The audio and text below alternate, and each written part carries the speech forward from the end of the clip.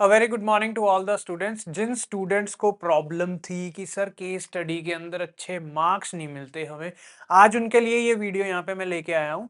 और टॉपिक है how to make case study that scores 100% marks. जी हाँ स्टूडेंट्स, ये बिल्कुल सही है कि आप केस स्टडी को किस तरीके से सॉल्व करें ताकि आपके 100% मार्क्स आ जाए। देखो स्टूडेंट, हर जो स्टूडेंट होता है उसका एक अपना माइंडसेट होता है, एक दिमाग का लेवल होता है। वो केस स्टडी को बड़ी अच्छी तरह से पढ़ता है, समझ लेता है, पर उसको ये नहीं पता होता कि इसकी इंफॉर्मेशन को कैसे राइट डाउन करना है। कैसे मैं कुछ जो हमारी यूनिवर्सिटी की इंस्ट्रक्शंस हैं उनको कैसे फॉलो करूं, क्या लिख के दूं कि मेरे को मार्क्स अच्छे मिल जाएं। तो चलिए इस वीडियो के अंदर हम ये देखते हैं। सो फर्स्ट ऑफ ऑल यहाँ पे हम एक सैंपल केस स्टडी ले लेते हैं और इस केस स्टडी को आज मैं यहाँ पे आपके सामने करके दिखाऊंगा। ठीक है। सो कैटलिन कैटलिन की एक एग्जांपल है। Caitlin was elected as a chairperson of photography club. Caitlin कोई लड़की है, उसको अपने चेयरपर्सन इलेक्ट कर दिया किस चीज का, फोटोग्राफी क्लब का एट हर यूनिवर्सिटी। अब she and her three other, यानी कि एक तो वो खुद हो गई और उसके साथ तीन और लोग हैं, students form the committee group. अब ये चार जाने क्या हो गए जी, कमेटी ग्रुप के अंदर आ गए हैं। And plan to organise several activities, जो भी वो कमेटी की एक्टिविटीज होंगी वहां पे वो ऑर्गेनाइज करेंगे members of the club. Okay. In the first committee meeting she did not present the purpose of these activities clearly.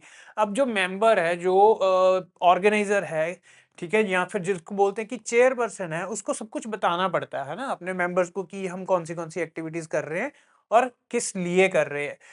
Two committee members could not come to the second meeting because it was clash between their lectures। तो दूसरे members कुछ आ नहीं पाए। आगे आगे देखो और क्या प्रॉब्लम्स हो रही हैं। Caitlin did not rearrange the meeting, उन्होंने मीटिंग दोबारा से रीअरेंज नहीं की। Allocated some task to them without consulting them, अब उनको बिना बताए उनको वो टास्क उसने एलोकेट कर दिए। The third member suggested that they should discuss task allocation together again in the next member. अब तीसरे बंदे ने क्या बोला कि भाई दो बंदे जो मिसिंग है ना, उनको हम नेक्स्ट मीटिंग के अंदर एक साथ बैठ के डिस्कस करेंगे सारा कुछ, ताकि हमारी प्रॉब्लम सॉल्व हो जाए, सबको समझ आ जाए। But Caitlin replied that it was not necessary and decision was final. अब जो मेन चेयरपर्सन है उसने ही बोल दिया कि ये डिसीजन मैंने कर दिया, फाइनल कर दिया, ये चीज रिक्वायर्ड नहीं है, तो फिर और कोई कौन ही बोलेगा, है ना। The first activity, the welcoming party, ended in a failure because no one has booked the venue। अब जो पहली एक्टिविटी थी उसके अंदर जो वेलकम पार्टी करनी थी वो फेल होगी, पहली ही फेल होगी। रीजन क्या था, क्योंकि किसी ने वेन्यू ही बुक नहीं किया। Since then 8 members have left the club and they were only 4 members। तो जो 8 लोग उनके पास आए थे वो सभी क्लब छोड़ के चले गए और वो चार के चार ओरिजिनल जो थे वो रह गए। तो ये एक छोटी सी केस स्टडी है। ऐसी केस स्टडी को सॉल्व करने के लिए आपने एक रिपोर्ट बनानी होती है। देखो वो केस स्टडी रिपोर्ट के अंदर आपके पास बहुत सारी ऑप्शंस होती हैं। आपके पास 5 पैराग्राफ ऑप्शन होती है, आपके पास 3 पैराग्राफ ऑप्शन होती है, आप कौन सा लेंगे। तो इस केस स्टडी के अकॉर्डिंग हम क्या कर सकते हैं, हम 3 पैराग्राफ वाला ले सकते हैं। ठीक है, वो सफिशियंट होता है। तो देखो अब इस केस स्टडी के साथ उन्होंने दे दिए कुछ क्वेश्चंस, तो आपने क्वेश्चंस रीड करने। जैसे कि पहला क्या, identify 3 mistakes that were made at the first and second meeting, discuss their possible impacts. कौन सी 3 मिस्टेक्स हैं जो पहले हो गई हैं, ठीक है जी, इस केस सिनेरियो के अंदर, and discuss their possible impact, उनकी वजह से क्या इम्पैक्ट हो जाएगा। There are 3 main leadership styles: autocratic, democratic, and laissez-faire.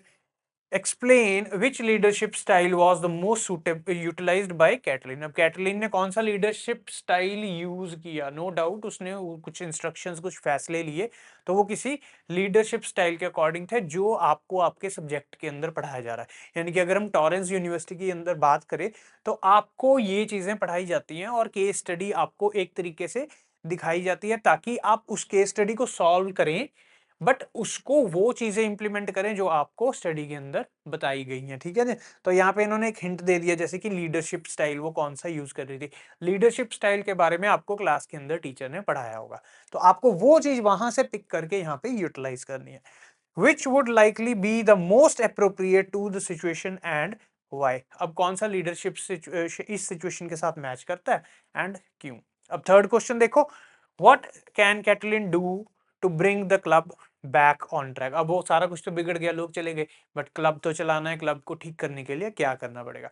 तो अब ये सारे क्वेश्चंस आपने समझ लिए, आपने इस केस स्टडी के अंदर कुछ बैकग्राउंड इन्फॉर्मेशन दे दिया एंड आपने इसको यूज करना है। तो जैसे मैंने आपको बोला था, ऐसी छोटी सी केस स्टडीज के लिए हम 3 पैराग्राफ वाला स्ट्रक्चर यूज करते हैं। तो यहाँ पे देख लो, जो हमारा एक best possible according to this situation, तो हमारे पास 3 पैराग्राफ वाला स्ट्रक्चर है। इसके अंदर पहला पार्ट आ जाता है इंट्रोडक्शन। इंट्रोडक्शन आप दे सकते हैं, बट अगर आप इंट्रोडक्शन को स्किप करना चाहते हैं तो आप कर सकते हैं, प्रोवाइडेड, अब देखो अगर आपने स्किप करना है, ठीक है जी, स्किप करना चाहते हो तो उसका मतलब ये होता है कि आपका जो कंटेंट है, जो केस स्टडी है, उसके अंदर बहुत कुछ लिखने के लिए आपके पास ऑलरेडी अवेलेबल है, एंड अगर आप स्किप कर दोगे तो भी चल जाएगा, बिकॉज इसकी जो इन्फॉर्मेशन कहीं ना कहीं आगे पैराग्राफ्स में आ जाएगी।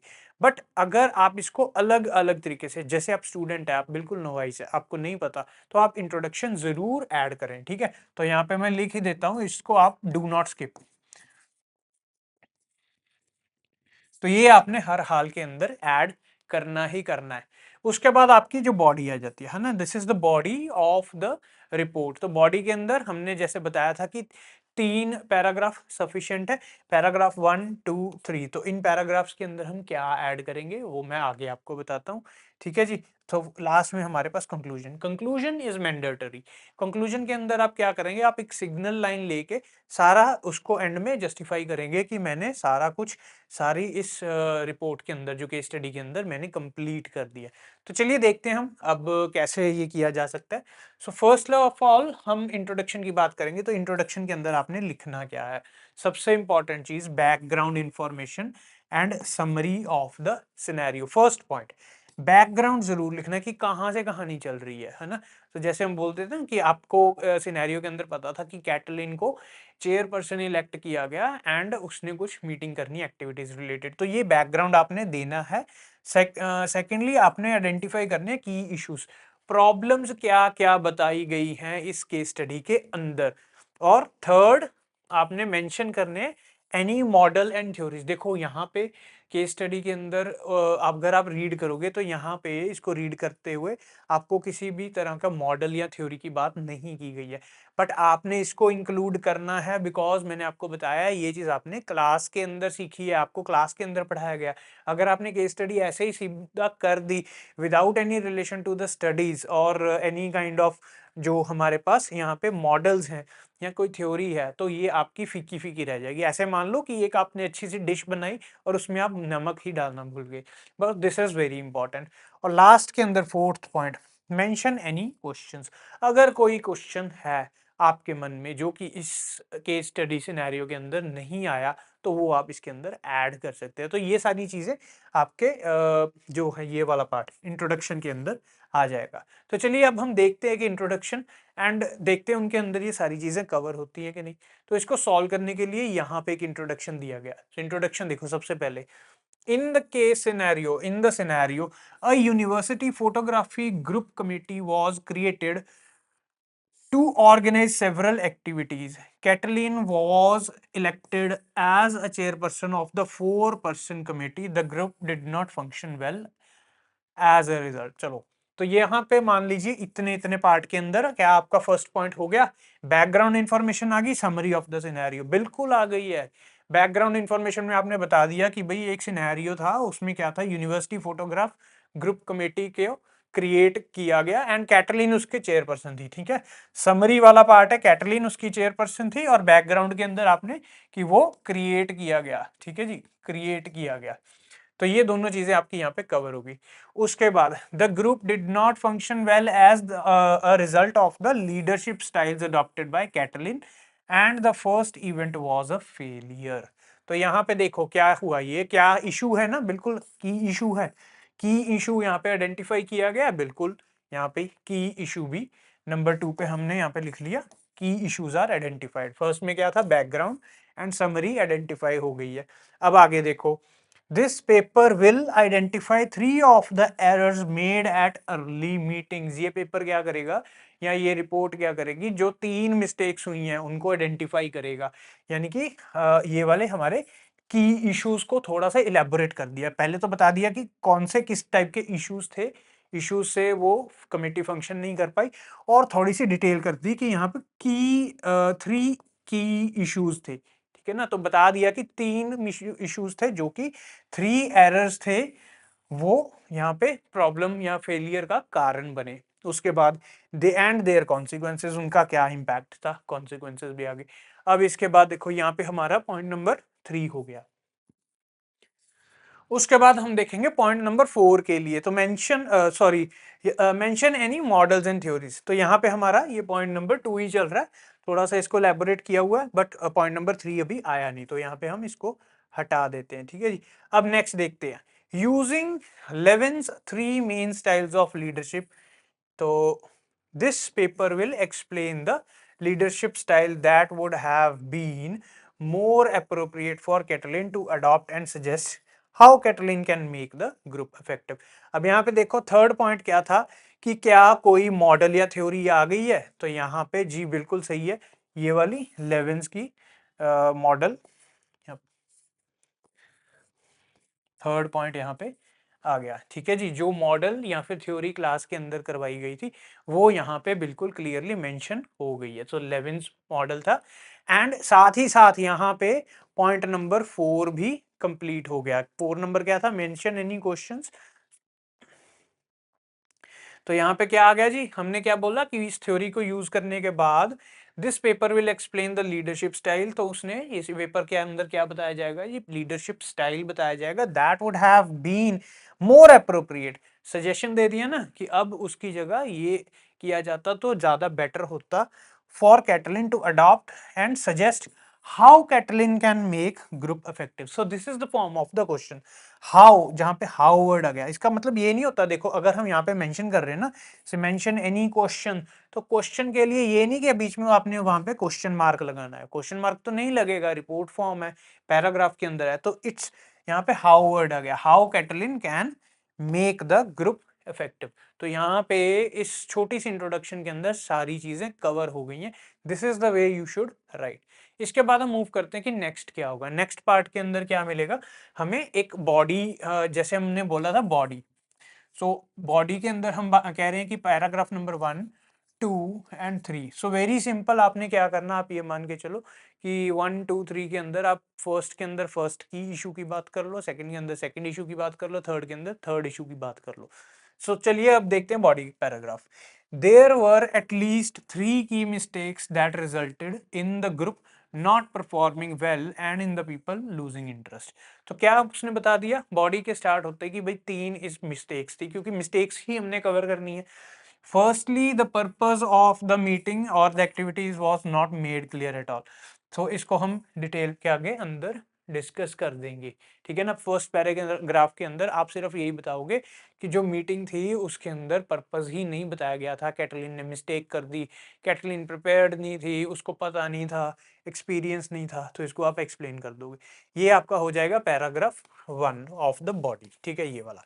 नेक्स्ट जो आपका पैराग्राफ है उसके अंदर हम बताएंगे secondly, an alternative day and time could have been found for the second meeting but Caitlin simply allocated task to the absent members. तो दूसरी मिस्टेक क्या थी, कैटलिन ने टास्क मेंबर्स को डायरेक्टली पॉइंट्स एलोकेट कर दिए, वो नहीं आ पाए, उनके क्लैशेस थे लेक्चर के अंदर, बट कैटलिन ने ये बात नहीं समझी, उसने सिर्फ डायरेक्टली एलोकेट कर दिया, कोई दोबारा से रीशेड्यूल नहीं की मीटिंग, ठीक है।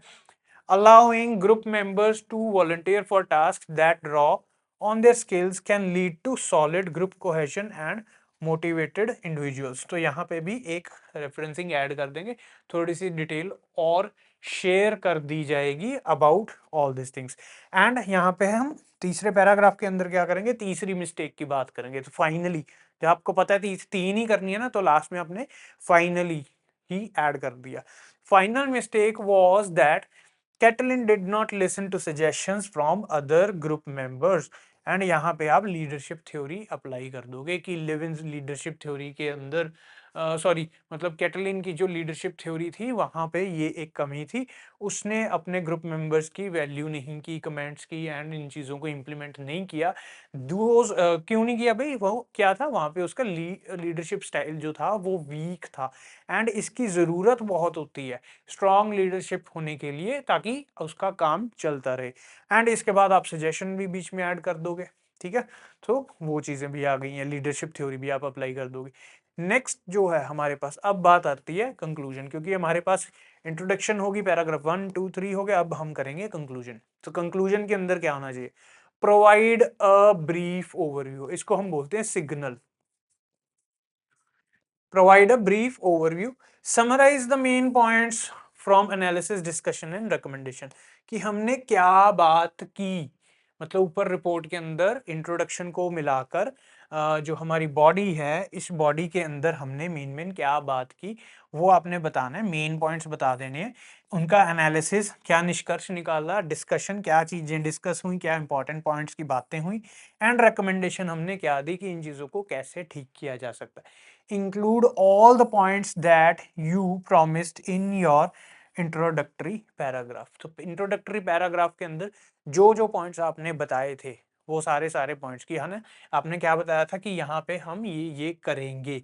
फॉर एग्जाम्पल ये आपका इंट्रोडक्टरी पैराग्राफ है। सो दिस पेपर विल, क्या किया जाएगा?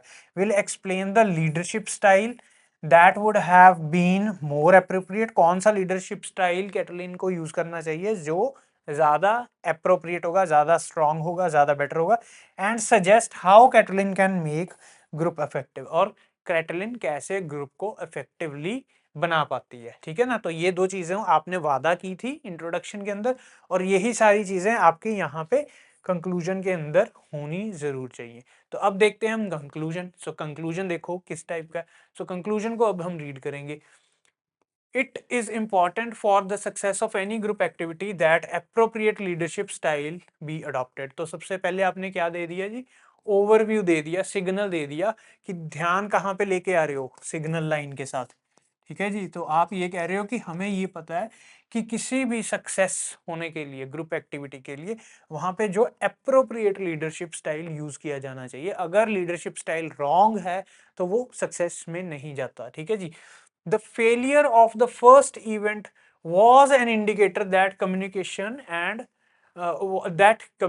and expected roles were not clear।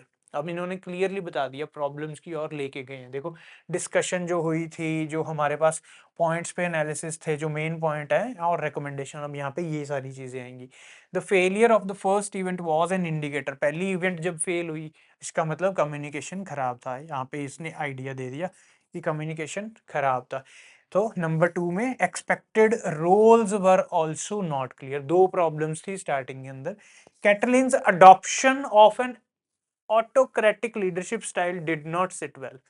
अब यहाँ पे सिनेरियो को पढ़ के आपने ये बताना है, इस सिनेरियो को पढ़ के आपने ये बताना है कि उसका लीडरशिप स्टाइल कौन सा था। ये चीज आपको वहां पे नहीं बोल गई है ना, केस स्टडी के अंदर नहीं, बट आपको आपकी क्लास के अंदर जो टीचर ने टीच किया वहां से आपको पता लगा कि जो कैटलिन थी उसका लीडरशिप स्टाइल जो था वो कौन सा था, वो ऑटोक्रेटिक था। और ये ऑटोक्रेटिक लीडरशिप स्टाइल था जो ये यहाँ पे डिड नॉट सिट वेल, यहाँ पे इसने काम नहीं किया with the committee and caused their motivation and therefore likely success to drop markedly। तो उनको मोटिवेट कर दिया कि भाई छोड़ो, छोड़ना ही है, ड्रॉप करना ही है ना? ये यहाँ पे प्रॉब्लम हो गई। If Caitlin adopt leadership style, जो भी कोई आप लीडरशिप स्टाइल वहां से अपनी थ्योरीज के अंदर से यूज करेंगे कि भाई कैटलिन ने अगर ये लीडरशिप स्टाइल यूज किया होता, एंड आप यहाँ पे थोड़ा सा डिस्कस करोगे जो भी आपने बॉडी पैराग्राफ के अंदर बताया हुआ था यहाँ पे इस पोजीशन पे, लीडरशिप थ्योरी कि अगर कैटलिन ये वाला यूज करती तो उसको ये बेनिफिट होता, और ये करती उसको ये बेनिफिट होता, मेंबर्स के साथ बॉन्डिंग होती, वो समझ लेते है ना, कॉप अप हो जाता अगर जो टाइम के साथ उनका क्लैश था वो अटेंड नहीं कर पाए। ये सारी चीजें आप यहाँ पे ऐड कर दोगे इनके साथ, ठीक है जी?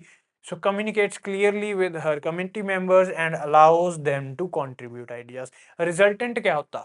रिजल्टेंट वही होता जो 3 मिस्टेक्स हुई हैं वो ना हुई होती, ठीक है ना? सो पहले में क्या था कि वहाँ पे allow them to communicate clearly, communication clear हो जाता, ठीक है जी। Allows them to contribute ideas, वो अपने आइडियाज भी डाल देते। She can win back the confidence of the photography club and members, and इसी तरीके से वो पहले अपने मेंबर्स की जो कॉन्फिडेंस लेवल है उसको विन बैक करती, साथ ही साथ उसके बाद वो अपने बाकी क्लब को भी स्ट्रेंथन कर लेती और इस तरीके से उसका क्लब भी बढ़िया हो जाता।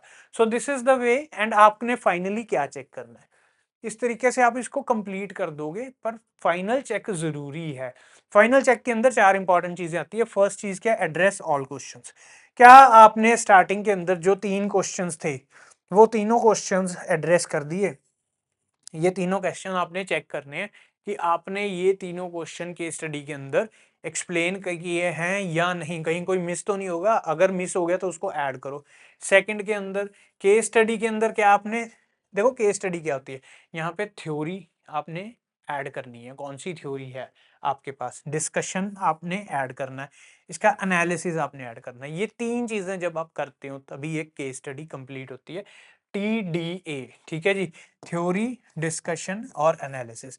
क्या ये तीनों चीजें आपने ऐड कर दी हैं? चेक कर लो, अगर कर दी है तो आपकी केस स्टडी है, अगर एक भी चीज मिसिंग है तो ये केस स्टडी नहीं है। Third point, well written paragraphs. Well written paragraph का क्या मतलब होता है कि हर पैराग्राफ का स्ट्रक्चर बिल्कुल सही है, स्टार्टिंग में सिग्नल है, सपोर्टिंग डिटेल्स हैं उसके, और जितनी भी रिक्वायरमेंट है एज पर द यूनिवर्सिटी, ठीक है, टॉरेंस यूनिवर्सिटी के क्राइटेरिया के अकॉर्डिंग, क्या वो सारी चीजें आपकी कंप्लीट है? क्या आपका well written paragraph complete sentence use कर रहा है? क्या उसका स्ट्रक्चर सही है? क्या ग्रामर सही है? पंक्चुएशन सही है? तो ये सारी चीजें यहाँ पे आ जाती हैं। और last point, in text citations and reference list. In text citations बहुत इंपॉर्टेंट है, रेफरेंसिंग आपकी बहुत इंपॉर्टेंट है।